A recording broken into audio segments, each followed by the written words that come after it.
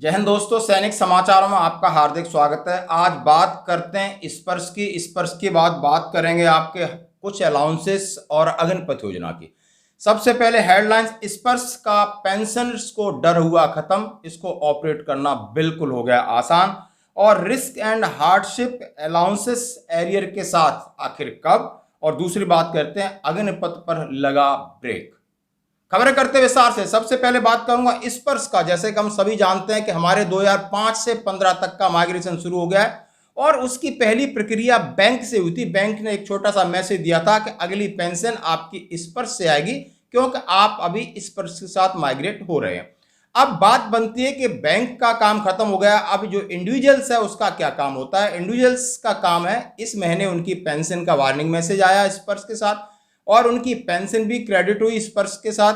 अब उन्होंने उसके साथ माइग्रेट होना है, उसके लिए जो बैंक से नंबर है, इसी नंबर पर आपका एक कस्टमर आईडी या और पासवर्ड आएगा, उसको संभाल के रखें और उसके जरिए आप स्पर्श के साथ पूरा लॉगिन हो सकते हो। और जैसे ही लॉगिन हो जाओगे, कोई भी आसानी से कर सकता है, आप हमें भी कॉल कर सकते हैं। उसके बाद सीधा जाकर के जब भी आपको उसमें लिखा होगा डीएलसी एमएलसी कब सबमिट करना है, आप किसी भी आधार केंद्र पे जाकर के अपना डिजिटल लाइफ सर्टिफिकेट 1 साल में एक बार अपडेट करके काम खत्म। कोई झंझट नहीं, कहीं किसी से भटकने की जरूरत नहीं है, ना किसी से अब डरने की जरूरत है, काम बहुत हो गया आसान। अगली खबर की बात करते हैं। रिस्क एंड हार्डशिप अलाउंस को अनाउंस किए हुए काफी दिन हो गए, लेकिन यूनिट में अभी उसकी कोई हरकत नहीं हुई है। रुका हुआ है कि उसका कोर नोटिफिकेशन नहीं आया।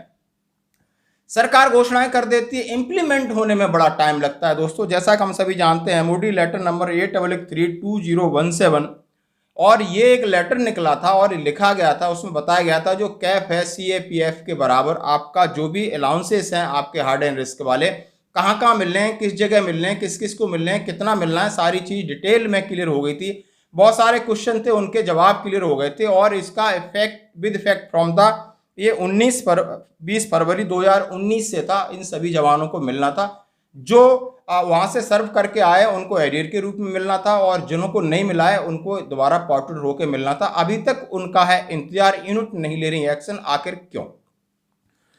तीसरी बड़ी बात कहते हैं अग्निपथ पर लगा ब्रेक। दोस्तों जैसा हम सभी जानते हैं कि हमारे सेना अध्यक्ष जनरल पांडे साहब का नेपाल काठमांडू विजिट है। कल उन्होंने मानद की उपाधि मिली, वहाँ प्रेसिडेंट से मिली, प्रधानमंत्री देववा से मिली, रक्षा मंत्री से मीटिंग हुई। क्या वो डिप्लोमेटिक लेवल पर या फौज के लेवल पर समझाने में कामयाब हो जाएंगे कि नहीं, ये अग्निपथ योजना 4 साल के लिए जो भी नेपाली हैं, गोरखा सैनिक हैं, उनके लिए फायदे की बात है। इंडिया में आपने फायदा सुनाया उसका, जबरदस्ती आपने शपथ पत्र लिया, बहुत सारे आर्गुमेंट्स हुए, लेकिन इसका कोई सरकार ने सबको नजरअंदाज किया। आखिर कैसे मनाएंगे नेपालीस को, आखिर कैसे मनाएंगे गोरखा सैनिक को, आखिर भविष्य में लाभ हानि पर बिना मंथन किए हुए आप ऐसी योजना लागू कर दी। अब इस पर क्या ब्रेक लगेगा, नेपाल इस पर ब्रेक लगाएगी, क्या दोबारा इंडिया में भी सोचने पर उन्हें विचार विमर्श करना पड़ेगा, यह है देखने की बात। आज तक की खबरों में इतना ही, बने रही हमारे साथ। जय हिंद।